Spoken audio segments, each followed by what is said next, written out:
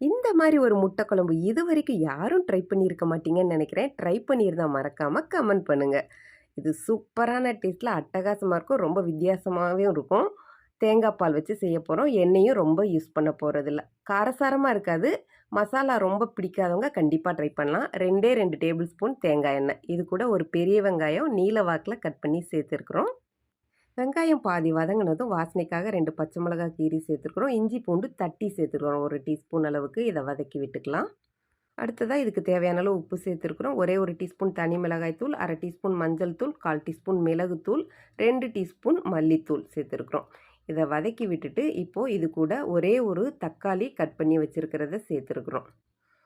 இதை வதக்கி விட்டுக்கோங்க. அடுத்ததாக இது கூட தேங்காய் பால் சேர்க்க போகிறோம். 2வது தேங்காய் பால் சேர்க்க போகிறோம். இப்போது 1/2 டீஸ்பூன் கரம் மசாலா தூள் நான் சேர்த்துருக்குறேன். இதை மிக்ஸ் பண்ணி விட்டுட்டு தேங்காய் பால் சேர்த்தாச்சு. 1/2 முடி தேங்காயில் 1 கப் தண்ணி ஊற்றி 2வது பால் எடுத்தது சேர்த்துருக்குறோம். முதல்லையேவும் 1/2 கப் தண்ணி ஊற்றி பால் எடுத்து வச்சுருக்குறோம். அது நம்ம லாஸ்ட்டில் சேர்க்க போகிறோம்.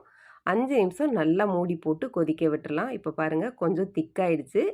இது உங்களோட திக்னஸ்க்கு ஏற்ற மாதிரி நீங்கள் வச்சுக்கோங்க. இப்போ தேங்காய் பால் சேர்த்துருக்குறோம். தேங்காய் பால் சேர்த்ததுக்கப்புறம் எப்பயுமே கொதிக்க விடக்கூடாது.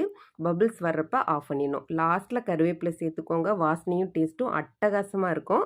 இப்போ லைட்டாக பபிள்ஸ் வந்ததும் நம்ம வேக வச்சுருக்கிற முட்டையை இது கூட சேர்த்துடலாம்.